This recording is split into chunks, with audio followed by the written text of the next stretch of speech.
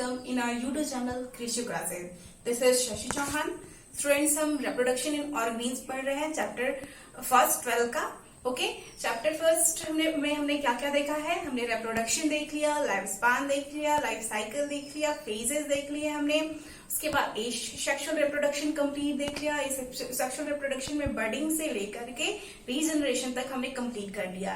Now अभी हम जो है सेक्सुअल रिप्रोडक्शन पढ़ रहे हैं. सेक्सुअल रिप्रोडक्शन में हमने प्री फर्टिलाइजेशन कंप्लीट कर लिया है, फर्टिलाइजेशन कंप्लीट कर लिया है, पोस्ट फर्टिलाइजेशन में हमने जाइगोट पढ़ लिया है और आज हमें एम्ब्रियोजेनेसिस स्टार्ट करना है.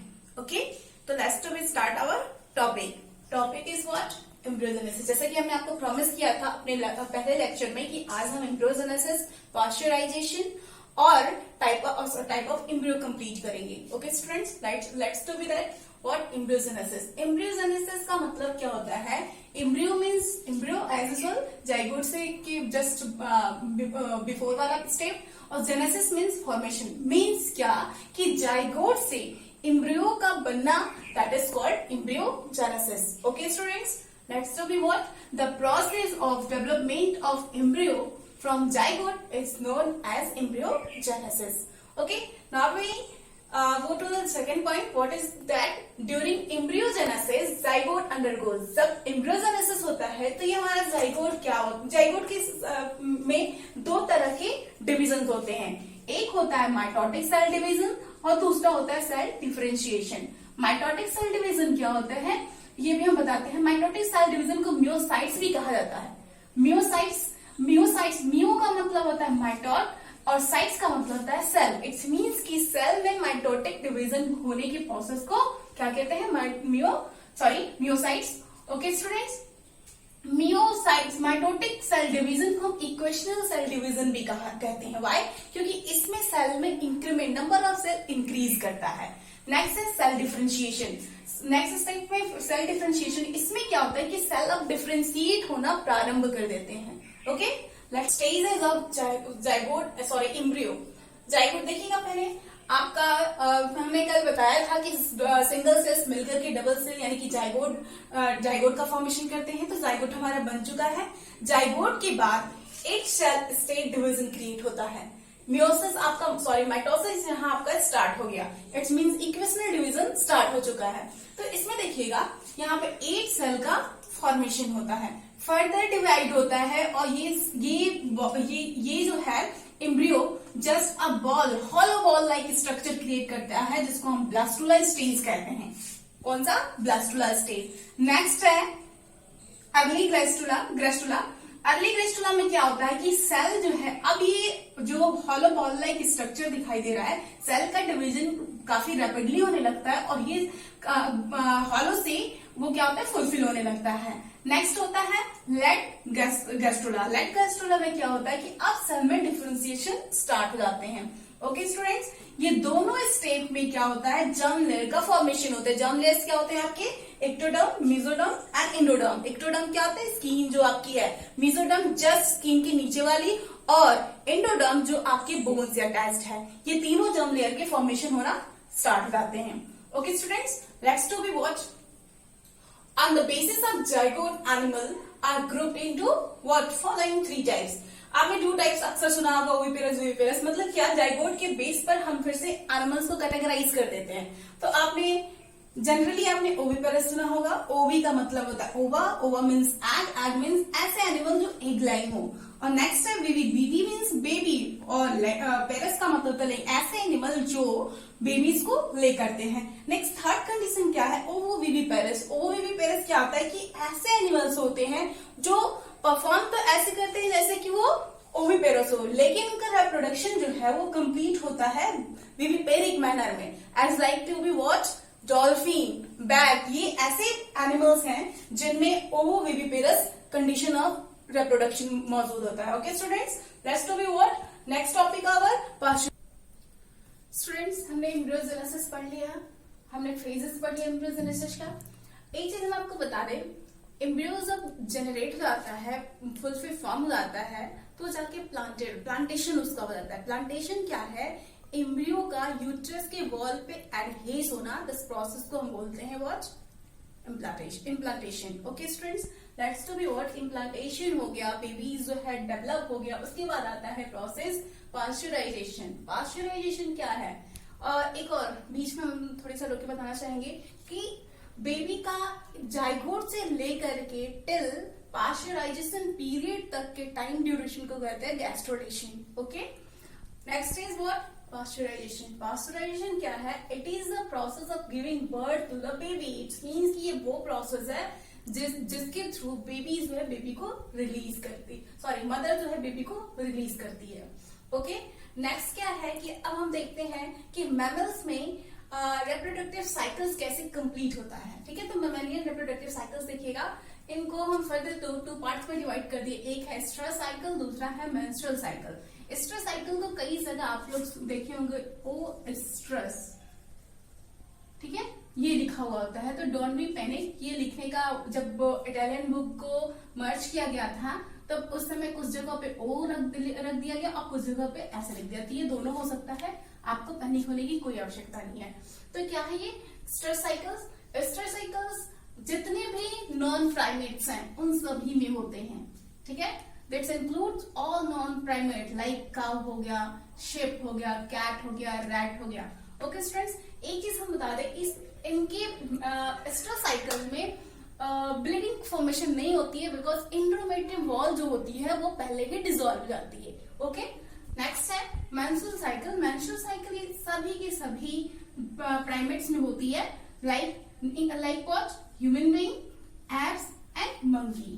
ओके, नेक्स्ट टॉपिक हमारा होगा parthenogenesis. Okay students, let's to be what parthenogenesis. Parthenogenesis क्या है? एक ऐसा रिप्रोडक्शन जिसमें फर्टिलाइजेशन ना होता हो। ठीक है, नेचर ने जब रिप्रोडक्शन क्रिएट किया तो कुछ आश्चर्यजनक इवेंट्स भी क्रिएट किए, that is what parthenogenesis. Parthenogenesis क्या है? आप ऐसे ही देखे होंगे कि जो रिप्रोडक्शन होता है बिना फर्टिलाइजेशन के नहीं होता है, लेकिन ये ऐसा है जो बिना फर्टिलाइजेशन के डन होता है। ओके, देखिए क्या है? Development of an egg into complete individual without fertilization. It's means कि जाइगोट से इम्ब्रियो जाइगोट तो बनता ही नहीं है बिकॉज फर्टिलाइजेशन नहीं होता है, और डायरेक्ट एग में कन्वर्ट हो जाता है।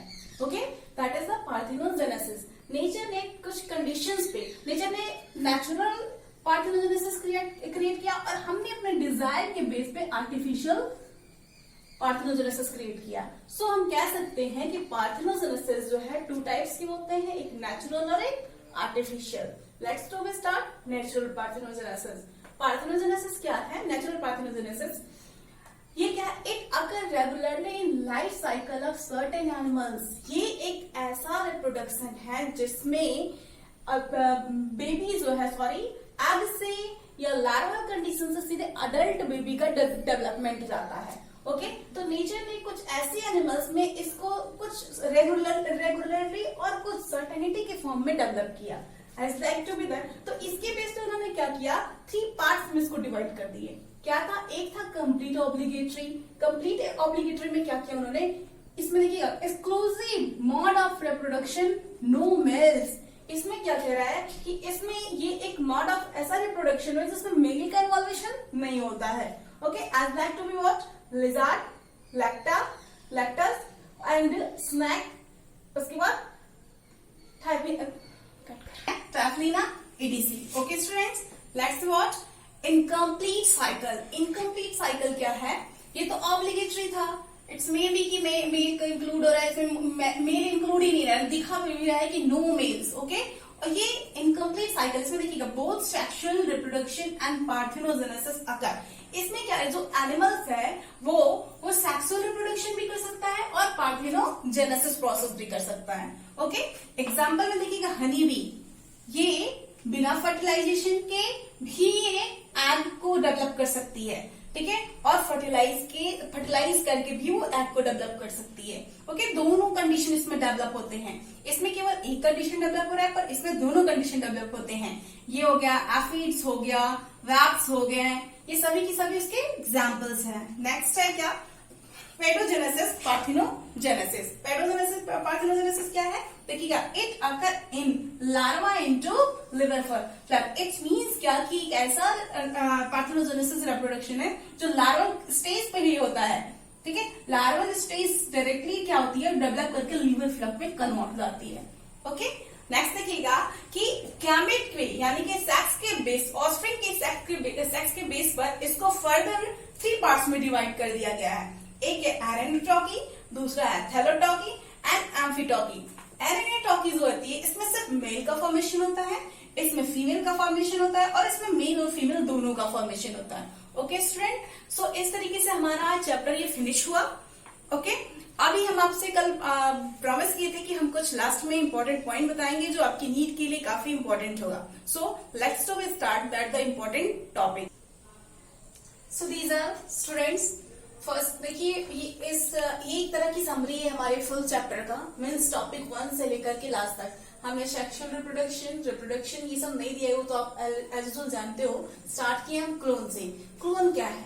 Clone morphologically and genetically similar individual. अगर कोई बॉडी मॉर्फोलॉजिकली और जेनेटिकली सिमिलर होता है तो उसको हम बोलते हैं क्लोन। कई लोग बोलते हैं copy of cell. Copy of cell कहना थोड़ी सा गड़बड़ होगा, हम क्लोन क्या कहेंगे, morphologically and genetically similar individual are called clone. Next है इंटरफ्लावरिंग पीरियड्स। ये क्या होता है, ये दो फ्लावरों के बीच की जो पीरियड होती है उसको बोलते हैं इंटरफ्लावर। देखिएगा, recovery phase between, that is between 2 flowerings. It's means 2 flower के बीच का जो रिकवरिंग पीरियड होता है इसी को हम बोलते हैं इंटरफ्लावरिंग पीरियड।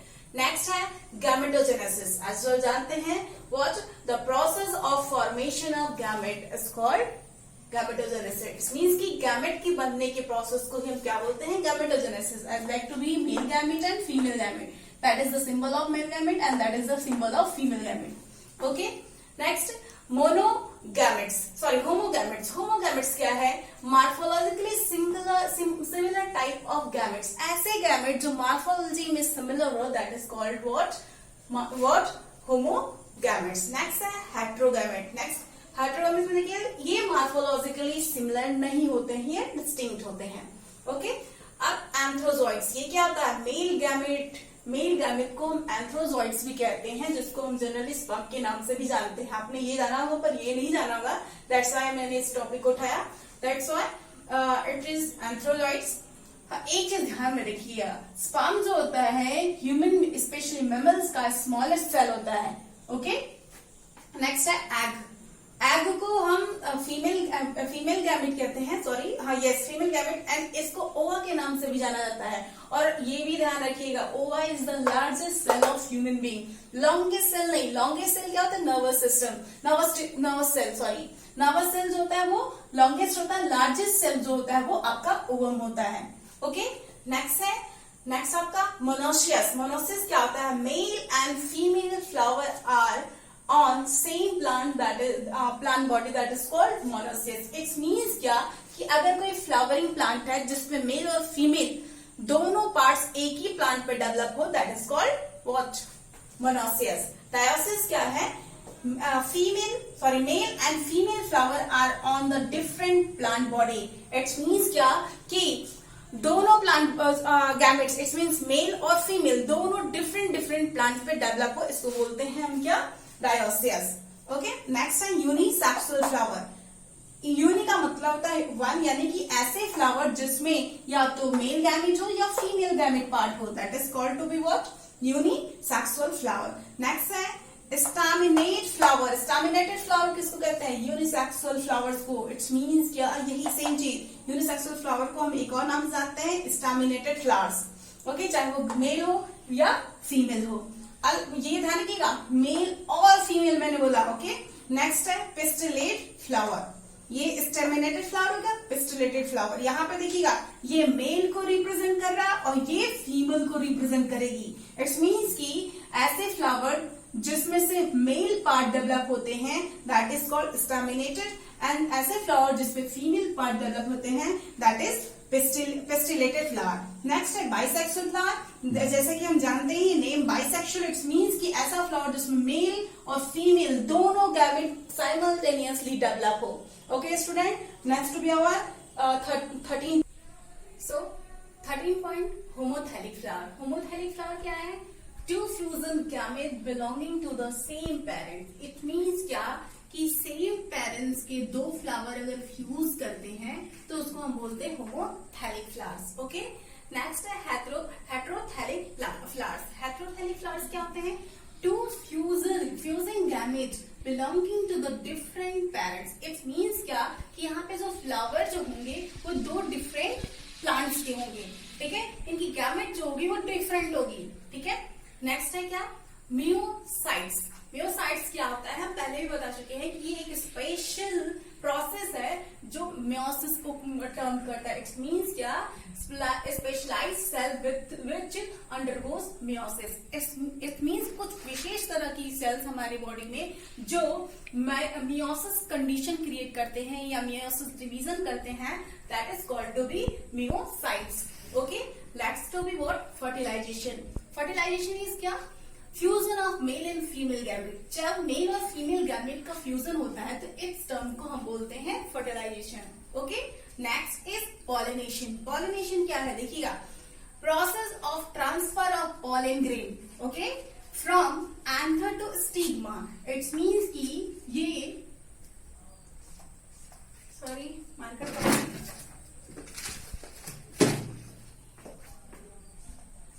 सॉरी आप समझ लीजिए, थोड़ी मार्कर प्रॉब्लम है। यहाँ पे इस पॉलिन स्टेमन से कहां से देखिएगा, यहाँ पे pollination transfer of pollen grain from anther to stigma. Anther से स्टिग्मा पर पॉलिन ग्रेन का फॉल करना, that process is called pollination.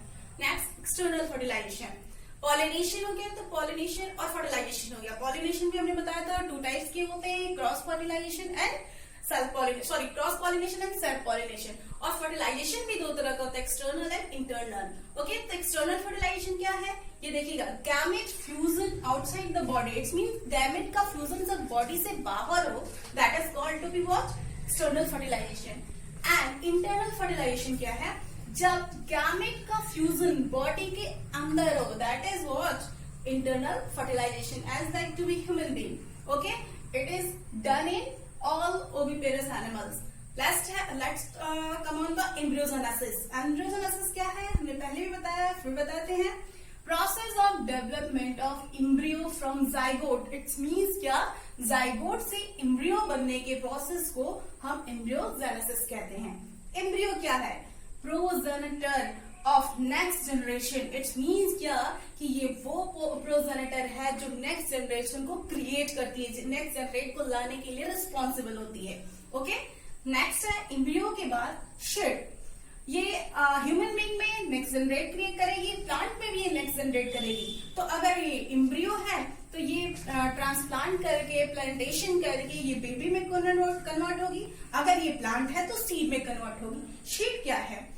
Product of sexual reproduction develop from ovum. It's means क्या कि सीड क्या है कि वो प्रोडक्ट है जो सेक्सुअल रिप्रोडक्शन के बाद क्रिएट होता है, दैट इज कहां से? ओवम से। ओके, हम एक वर्ड ये भी बोल सकते हैं, शीट जो होती है वो सेक्सुअल रिप्रोडक्शन के बाद ओवम से प्रोड्यूस करता है। Next, pericarp. पेरिकार्प क्या होता है? Fruits wall develop from the wall of ovary. Ovary के वॉल पर जो एक लेयर क्रिएट होती है उसको हम पेरिकार्प कहते हैं, और ये पेरिकार्प फ्रूट के पिल्स का, इट्स मीन्स की वॉल का डेवलपमेंट करता है। ओके, नेक्स्ट है मोनोकार्पिक प्लांट। मोनोकार्पिक प्लांट्स क्या होते हैं? They are the plants which flower only once in their life time. It's means क्या कि मोनोकार्पिक फ्लावर्स वो होते हैं बच्चों, या प्लांट वो होते हैं जो अपने जीवन काल में सिर्फ एक बार फ्लावरिंग कंडीशन में जाते हैं, सिर्फ एक ही फ्लावर वो क्रिएट करते हैं, as like to be rice, maize and also to be bamboo. ये सभी के सभी क्या है? वो आपके मोनोकार्पिक प्लांट्स होते हैं। एक और होता है पॉलीकार्पिक, जो हमने यहाँ लिखा नहीं है, आप सुन लीजिए। पॉलीकार्पिक फ्लावर क्या होते हैं? वो पेरेनियल प्लांट्स होते हैं, वो अपने लाइफ साइकिल में 1 to 3 to 4 टाइम्स जो है वो फ्लावर को क्रिएट कर सकते हैं। जैसे मैंगोज हो गए, गुआवा हो गया, ये सब की सब आपके कहाँ आते हैं, पॉलीकार्पिक प्लांट्स में। ओके, तो इस तरीके से हमारा ये चैप्टर आज फिनिश हुआ। अब आप पे ये डिपेंड करता है कि आप इससे रिलेटेड कितने क्वेश्चन सॉल्व करते हैं। सॉल्व करके कमेंट बॉक्स में डालिए और तब तक पढ़ते रहिए। नेक्स्ट चैप्टर के साथ हम नेक्स्ट डे आपके सामने प्रेजेंट होते हैं।